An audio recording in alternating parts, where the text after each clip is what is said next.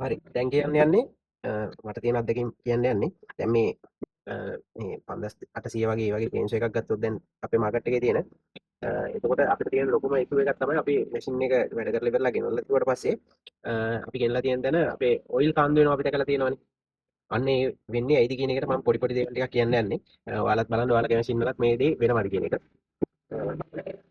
දැන් අපි දන්නවා ඔයිල් පම්ප් එක තියෙනවා. මේ හෝස් එක තියෙනවා. එතකොට මේ හෝස් එක එතනට මෙහෙම එනවා. සෝරි. මේ හෝස් එක මෙහෙම එනවා. මේ හෝස් එකේ ඉන්නේ හවුසින් එක ඇතුළටනේ. මෙන්න මෙතන ඉන්නේ. නොතනටනේ ඉන්නේ ඒක. එතකොට දැන් ඔයාලා බලන්න ඕනේ ඔයාලගේ මැෂින් එකේ එහෙම නිකම්ම තියෙනකොට යනවා නම් එක දෙයක් තමයි වෙන්න පුළුවන් මේ වැඩ කරනකොට එළියට ගලනවා නම් ගොඩක් ඔයිල් එතකොට වෙන්න පුළුවන් එක දෙයක් තමයි මේ හෝස් එක මේ හරියෙන් පුපුරලා තියෙන්න පුළුවන්. හරිද? ඕක එක. ඊට පස්සේ දැන් මේ හෝස් එක තියෙනවනේ.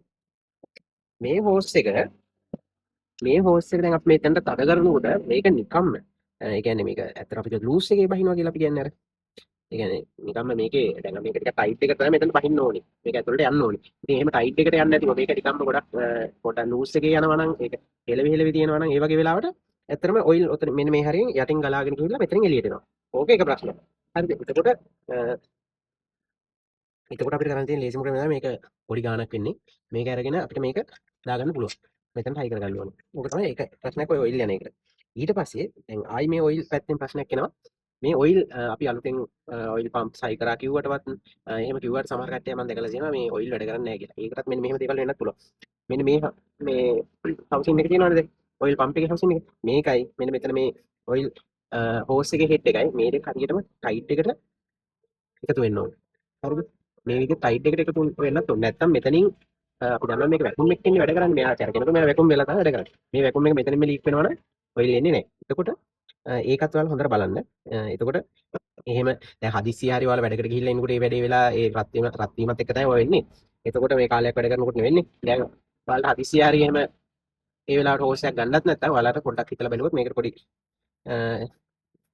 ප්‍රතිකර්මයක් කරලා ආයෙත් මේක හයි කරගත්තාම වැඩ කරනවා. ඒ වගේම තමයි මේ සියල්ලම ඔක්කොම හොඳට තිබිලත් ඒත් ඔයිල් එන්නේ නැත්නම් ඔයාලා බලන්න ඕනේ. මෙන්න මෙතන තියෙනවානේ.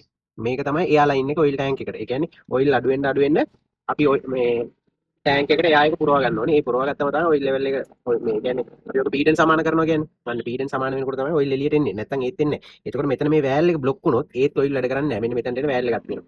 මේ වෑල් එක හරියටම යොදන්න මේ සුද්ධ කරලා දාන්න ආයෙත් පාර ආයෙ එතකොට ඔයිල් වැඩ කරනවා. මේ මම කිව්වේ මට හම්බෙච්ච අත්දැකීම් ටිකක්. ඔයාලට හම්බෙච්ච අත්දැකීම් තියෙනවා නම් පහල කමෙන්ට් සෙක්ෂන් එකේ දාගෙන යන්න. Thank you.